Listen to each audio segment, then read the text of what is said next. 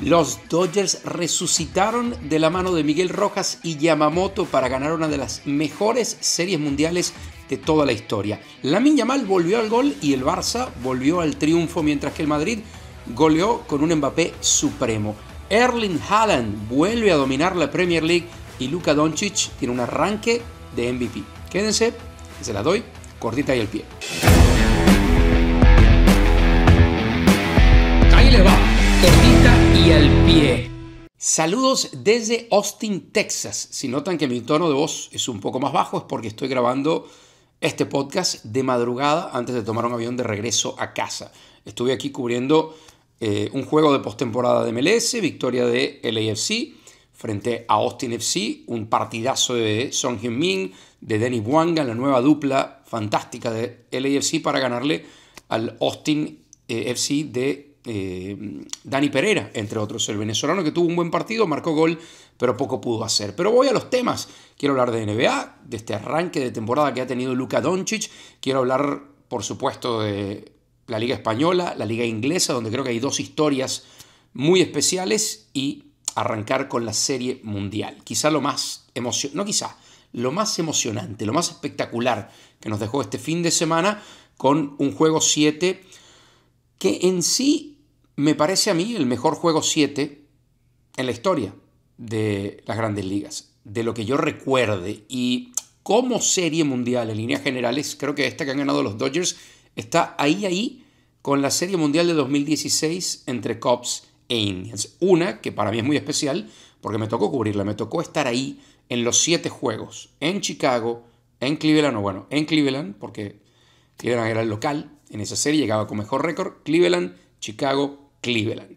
Una serie que tuvo de todo también, que tuvo incluso una suspensión, una demora por lluvia en ese juego 7, que tuvo a Aroldis Chapman, que tuvo aquel cuadrangular de Rajai Davis, que tuvo de todo, pero me parece que especialmente ese juego 7, tuvo muchos más ingredientes. Los Dodgers se fueron de casa de vuelta a Toronto abajo en la serie. Toronto quería romper esa racha de 32 años sin conseguir una serie mundial, sin ser relevante realmente en el béisbol de Grandes Ligas, y tenían dos oportunidades de hacerlo en casa, y tenían la oportunidad de hacerlo con buen picheo. El juego 6 fue emocionante, fue espectacular, y creo que tuvo mucha influencia esa decisión de Dave Roberts de poner a Miguel Rojas, al venezolano, por su defensiva especialmente. Y decía Dave Roberts también porque es un líder dentro del clubhouse, porque es un tipo que contagia al resto, pero especialmente por su defensiva. Quiso cambiar las cosas Dave Roberts, que ha sido un manager a lo largo de su historia con los Dodgers muy criticado, pero que me parece ahí comenzó a darle la vuelta a la serie. Rojas fue fundamental, por lo menos con 3 jugadas clave en la segunda base, una de ellas para el último out combinándose con Kike Hernández, y darle paso a ese séptimo juego. Un séptimo juego donde quizá la historia de entrada eran los dos abridores. Por un lado, Max Scherzer, 41 años. Nadie imaginaba hace un mes y medio que iba a estar lanzando en postemporada, que no estuvo en el roster en la serie divisional, y que de repente se encuentra lanzando un juego 7 de serie mundial ante muchas dudas de su capacidad de ir lejos en el juego. Ya nos había sorprendido anteriormente, y en esta ocasión tuvo una buena salida a secas. Curiosamente, en la serie, cada vez que lo sustituyó Dave Roberts porque venía a batear Shohei Ohtani, al siguiente pitcher de relevo Ohtani le pegaba imparable. Pero la historia no fueron ni Ohtani ni Scherzer, por más que Ohtani creo que hizo algo espectacular, solo saliendo a lanzar, intentando cerrar esos 4 innings, después de haber protagonizado el juego que protagonizó, de estar tanto tiempo a la ofensiva en los 2 juegos anteriores, aquel juego 5, aquel juego 4 espectacular, después ese sexto juego tremendo. Bueno, me parece que ya el solo hecho de lanzar esas 4 entradas era fantástico. Pero ¿dónde se decide el juego? Bueno, en varios pasajes. Aquel batazo de los Blue Jays que pudo traer 2 carreras y que se incrusta en la parte baja de la barda de goma, y que hace que 2 carreras que podían haber entrado se queden frías en las bases porque es un doble por regla. Ahí pasa una de las ocasiones, pero después en el relevo llega Yoshinobu Yamamoto, un poquito dubitativo al principio y luego termina cerrando, silenciando los bates a la ofensiva de los Blue Jays, que tuvieron una serie sensacional, que tuvieron un Vladimir Guerrero sensacional con el bate, sensacional con el guante, como líder, pero que no pudieron dar ese último paso. Dos jugadas claves, una de ellas, ese out que logra en el home, increíblemente, Miguel Rojas, con una actuación soberbia otra vez con el guante, y ese cuadrangular que nadie, incluyendo el propio Miguel, lo dijo a viva voz después de ese triunfo, se imaginó que iba a ocurrir. Un cuadrangular de un pelotero que ni siquiera estaba dispuesto a jugar en esta serie, que no había jugado en los primeros 5 encuentros, pero que su manager se le ocurrió poner ahí. Otra jugada clave, Andy Pages, el jardinero central que se le ocurre poner en la última parte del juego a Dave Roberts y atrapa una bola que parecía imposible en el jardín, quitándosela a su compañero, a Kike Hernández, y haciendo un out a esa altura impensado. Jugadas clave y jugadas que creo que le tienen que dar mucho mérito a Dave Roberts por las decisiones que tomó, algunas de ellas controversiales. El mismo hecho de traer a Yamamoto, que se había ofrecido a lanzar después de haber lanzado 6 innings y antes de eso haber lanzado 9 entradas completas en el otro juego de la serie. Bueno, Yamamoto termina consiguiendo 3 victorias en Serie Mundial, algo impensado. Tuvo tantos ingredientes, tantas cosas este juego 7 y la serie en líneas generales con aquel juego de 18 entradas que a mí se me hace difícil no colocarla como la mejor Serie Mundial de la historia.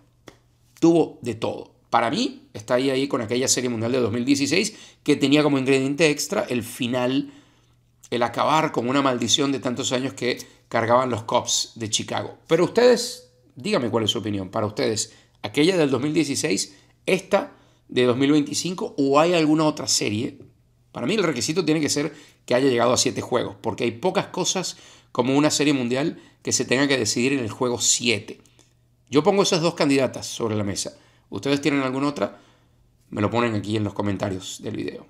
Paso al fútbol y paso al Barça, que jugaba contra el Eibar, un partido importante porque venía de la derrota del Clásico, venía de ser superado, me parece, sin atenuantes por el Real Madrid, y después de mucho ruido en la semana de las críticas a Lamine Yamal por no concentrarse en lo que ocurre en el campo, por sus salidas, por sus fotos con su novia y un partido del Eibar precedido justamente de un comunicado del jugador diciendo que se separaba de su novia, que ha significado para muchos una distracción por lo involucrado que ha estado él con ella fuera de los días de entrenamiento, de los días de partido y por la presencia de ella incluso en el estadio. Bueno, no sé si fue coincidencia o no, pero después de esto aparece Lamine Yamal otra vez titular y vuelve a tener un buen partido.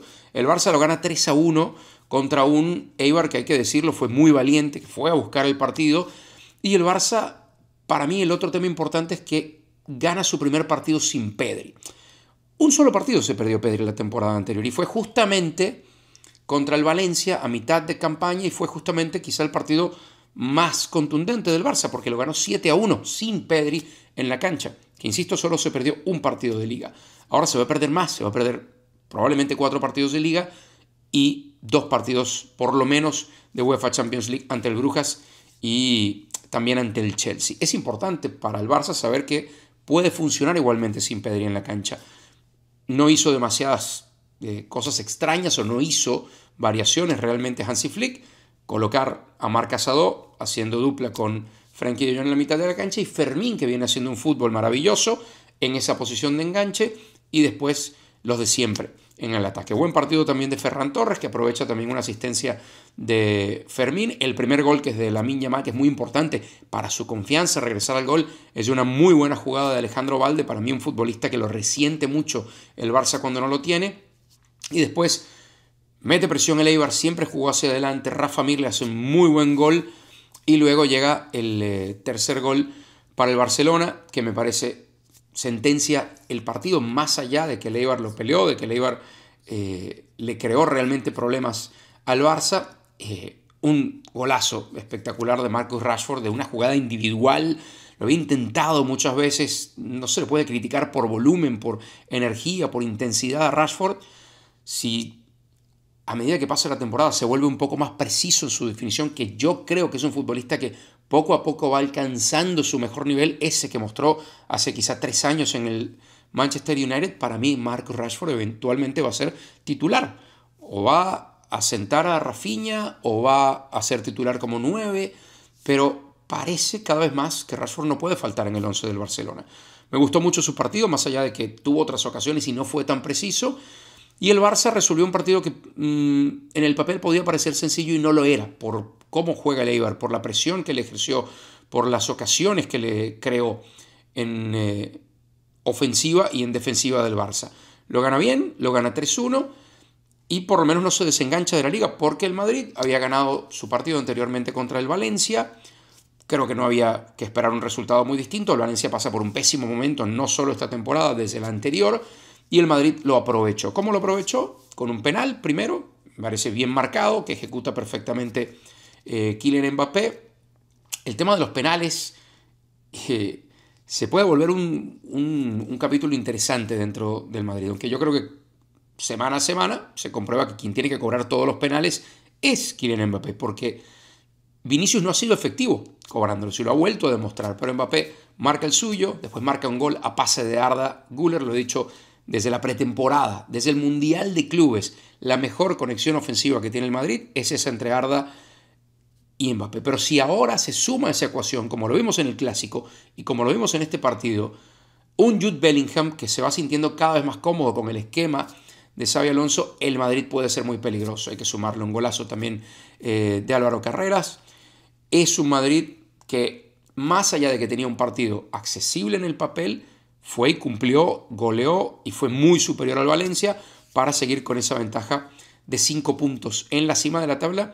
Y de paso, que no es poca cosa, recuerden la diferencia de goles que hubo entre el Barça y el Madrid la temporada pasada, que obligaba al Madrid a estar un punto por encima. Bueno, hoy el Madrid tiene mejor diferencia de goles que el Barça, porque poco a poco estamos viendo esa capacidad ofensiva que en el papel está, con Mbappé, con Arda, con Mastantuono, con Rodrigo, ya convirtiéndose en algo cierto, en una realidad en el papel.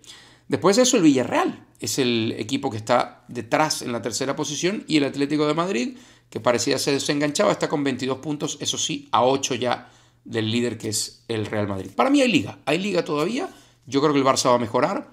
Creo que el Clásico le debe haber servido como un golpe importante, un toque de atención. No creo que un golpe de realidad como tal, porque creo que el Barça puede y debe jugar mejor que lo que mostró en el Clásico, pero sí un toque de atención para un equipo que no ha estado sano al 100%, pero que más allá de eso, creo que careció de muchas cosas, entre otras, actitud en ese partido en el Clásico, y un Madrid que fue superior en lo futbolístico y cuyo proyecto, el de Xabi Alonso, quedó reforzado tras ese partido y confirmado con esta victoria frente al Valencia. En Inglaterra el panorama no cambia mucho, porque el Arsenal sigue siendo un equipo no invencible. Ha perdido un partido, ha empatado otro y ha ganado los otros 8 que ha tenido, pero sí un equipo que tiene muy claro lo que debe hacer para ganar, que sigue ejecutando perfectamente las pelotas paradas y que aprovecha las fallas de cada uno de sus rivales. Le ganó temprano en la jornada al Burnley, el Liverpool le ganó al Aston Villa, importante.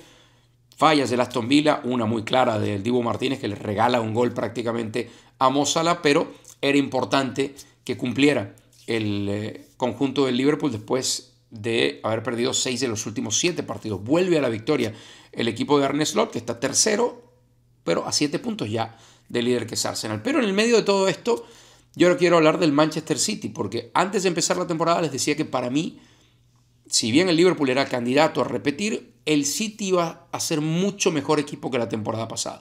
No solo por los refuerzos, sino porque creo que la temporada pasada pegó en el orgullo de Pep Guardiola, porque Pep Guardiola necesitaba cambiar algo. Y estamos viendo un Manchester City que juega mucho más directo. Ya la pasada temporada, ya ha habido una evolución durante los últimos 3 años quizá de este City, y cada vez ha optado por jugar un poco más directo, por no dejar de poner énfasis en la posesión, pero quizá entretenerse menos con la pelota en los pies y buscar mucho más rápido el arco contrario. Y parte fundamental de eso es la capacidad goleadora de Erling Haaland. Si Mbappé ha hecho 13 goles en 11 jornadas en la Liga Española, es el pichichi indiscutible, le saca casi el doble a Julián Álvarez, que es el que le sigue en la tabla con 7 goles. Bueno, lo de lo de Erling Haaland en la Premier es fantástico. Enfrentando al Bournemouth, que ha tenido un buen arranque de liga, el City lo ganó 3-1 y lo encaminó rápido. En media hora, 2 goles, pases de Ryan Cherki, un futbolista que también, ahora que ha vuelto de la lesión, le hace mucho bien al City, y 2 definiciones en carrera, en transición, fundamentales, letales, quirúrgicas de Erling Haaland. 13 goles más otros 4 en Champions. Creo que ha dejado de marcar solamente en un partido esta temporada, algo similar a lo de Kylian Mbappé. Y lo más interesante de todo esto son las declaraciones de Pep Guardiola al final del partido, cuando dice: para mí Erling Haaland está a nivel de Messi y Cristiano. Resuenan esas palabras porque estás hablando de los dos tipos que dominaron la última década y media.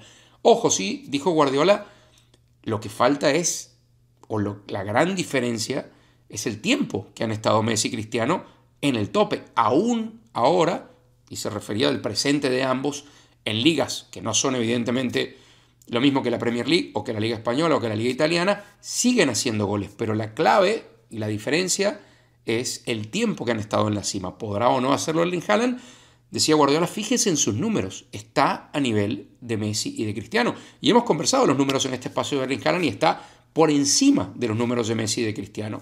Cristiano, en su caso particular, quizás sus mejores números, y eso es algo muy elogiable de Cristiano, han llegado incluso después de los 30 años, y no estoy refiriéndome solamente a esos 3 años prolíficos en Arabia, porque podemos hablar de sus años en la Juve, donde aunque no le acompañaran los títulos en general, o por lo menos no el éxito europeo, fue un goleador implacable en la Juventus. Sus últimos años con el Madrid, ya pasado la edad de prime de muchos futbolistas, siguió siendo un delantero letal. Y en el caso de Messi, que quizá despertó también un poquito más tarde, pero Erling Haaland está por encima en sus números, en cuanto a goles, de los dos. No es ni el tipo de futbolista de Messi, evidentemente esto es claro, no hay ni que explicarlo, y tampoco es exactamente Cristiano Ronaldo, pero Erling Haaland es un goleador como pocos. Y creo que es todavía mejor cuando lo puede hacer en transición, como ha hecho en los últimos partidos con el Manchester City. De paso, se ha cansado de marcar goles con la selección noruega, que está al borde de clasificar al Mundial, porque es líder en un grupo que comparte con Italia. Y es un tipo, y ahora brinda mucho más acceso a la gente para que pueda ver un poco parte de ese éxito, de dónde nace ese éxito. Es un tipo que se cuida al máximo. Quizá ahí puede venir el parecido con Cristiano Ronaldo, quizá ahí puede venir la similitud. Es un tipo que tiene el chip ganador, que tiene las condiciones, que tiene un físico envidiable, pero que además lo cuida como si fuera una máquina, y que encima el otro día celebró como si fuera un robot, ¿no? Como maquinita. Erling Haaland se pierde de vista, y si Erling Haaland mantiene este nivel, yo siento que en algún punto el Arsenal va a decaer, en algún punto el Arsenal va a pasar por una mala racha, y el City la puede aprovechar muy bien, porque va recuperando futbolistas que se habían lesionado, porque su juego es mucho más directo y porque tiene hoy por hoy al mejor goleador de la Premier League, Erling Braut Haaland. Tenemos poco más de una semana de NBA y ha arrancado muy interesante la liga. El campeón sigue invicto, se divirtieron los jugadores de Oklahoma City Thunder el domingo venciendo a los Pelicans, un equipo que creo que no va a ser competitivo, pero bueno, 7-0 Oklahoma. En el este, muy buen arranque de Filadelfia, aún con Joel Embiid lesionado. Los Bulls con uno de los mejores arranques de su historia. Los Spurs con uno de los mejores arranques de los últimos años. Pero hay esperanza para los Lakers de Los Ángeles. Volvió Luka Doncic después de un par de juegos de ausencia. Y su arranque de temporada ha sido sencillamente explosivo, promediando más de 40 puntos por partido. De hecho, ha jugado 4 encuentros y solamente en uno, este domingo, dejó de anotar menos de 40 puntos. Terminó con 29 puntos, pero terminó con un triple doble contra Miami, victoria de los Lakers, 29 puntos, 10 asistencias y 11 rebotes. Pero en los juegos anteriores, 44 puntos contra Memphis, 49 puntos contra Minnesota, en esos dos victorias, y 43 puntos en el primer juego de la temporada contra los Warriors, aunque ese lo terminó perdiendo Lakers. Es el equipo de Luka Doncic, no hay duda. Una de las noches que no estuvo, Austin Reeves anotó 56 puntos, fenomenal, tiene para ser un gran número 2 en un futuro, Pero la gran pregunta es cuando vuelva LeBron James, que debe ser aproximadamente en una semana, ¿cómo va a funcionar la ofensiva de estos Lakers? Porque hay que recordar que Luka llegó a mediados de la temporada pasada. No tenía la condición física que tiene ahora. Yo vengo diciendo desde antes de comenzar la pretemporada, desde que se vio el cambio físico de Luka Doncic, que para mí esta temporada Luka Doncic era el candidato a MVP. No estoy descartando que vuelva a tener una temporada fantástica Shai Gilgeous-Alexander. La va a tener. No estoy descartando que Jokic tenga una temporada fantástica. No estoy descartando que Víctor Wembanyama vaya a sumar votos al MVP. Pero para mí el MVP va a ser Luka Doncic. Vamos a ver al mejor Luka Doncic incluso que cuando llegó a la liga. Porque ya la conoce, porque hoy creo que está mucho más cómodo en una franquicia como los Lakers y porque ahora a todo eso le suma la mejor condición física de su carrera, con ese plus de la experiencia dentro de la NBA. 4 juegos, 3 actuaciones de más de 40 puntos, sin descuidar las asistencias. Casi está promediando un triple-doble en esta temporada y todo eso sin LeBron James. ¿Va a sumar o va a restar LeBron James? Yo creo que siempre suma LeBron James. El tema es cómo va a funcionar este equipo de los Lakers siendo Luka Doncic, como parece, la opción número 1 a la ofensiva, cuando su naturaleza es de facilitador.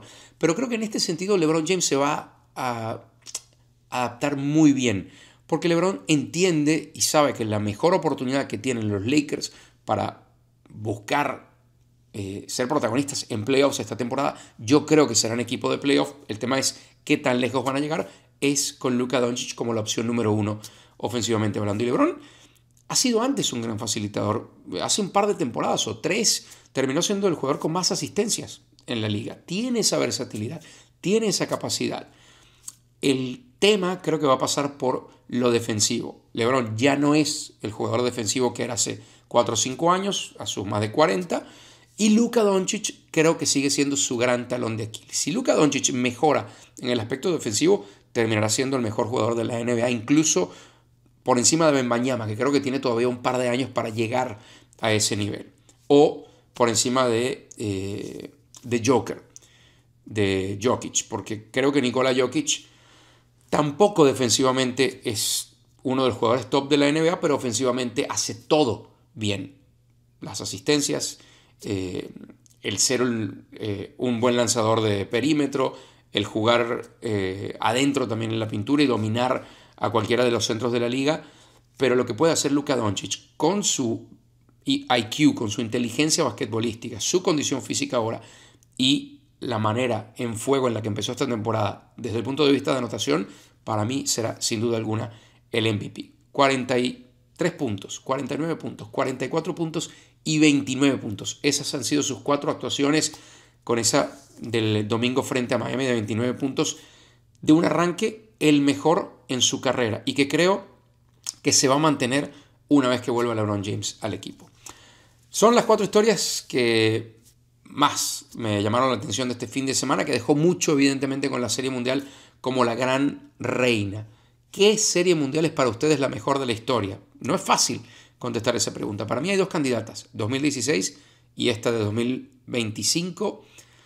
Y creo que me inclino por esta de 2025 por todos los ingredientes que tuvo este Juego 7 de locura. Gracias por conectarse, como siempre, a Cortita y al Pie, aquí en el canal de YouTube, también a través de Spotify, de Apple Podcasts, de YouTube Music. Yo me voy a dormir un par de horas, agarro el avión, me voy a casa y seguimos con más Cortita y al Pie el resto de esta semana. Cortita y al Pie.